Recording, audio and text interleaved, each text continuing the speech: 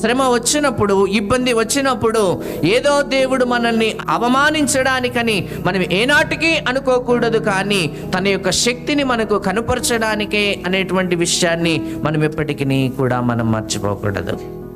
శ్రమలు ఎందుకు అని కానీ మనము బైబిల్ని ప్రశ్నిస్తూ వస్తే, శ్రమకు నిలిచినటువంటి విశ్వాసమే నిజమైన విశ్వాసము. శ్రమకు నిలిచినటువంటి విశ్వాసమే అమూల్యమైన విశ్వాసం.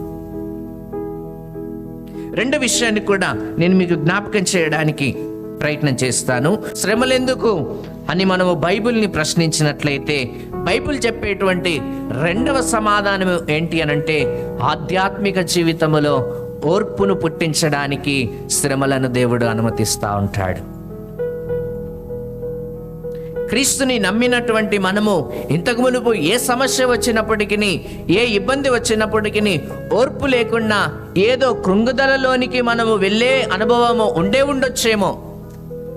కానీ దేవుడు క్రీస్తుని నమ్మిన తర్వాత శ్రమలను దేవుడు మన జీవితంలోనికి ఆయనే అనుమతించి ఉంటున్నాడు అనంటే, మనం నేర్చుకోవాల్సినటువంటి రెండవ పాఠం ఏంటి అనంటే, మనం ఓర్పు విషయములో ఆధ్యాత్మిక అనుభవాన్ని పొందడానికే అనేటువంటి విషయాన్ని మనం ఏనాటికి మనం మర్చిపోకూడదు.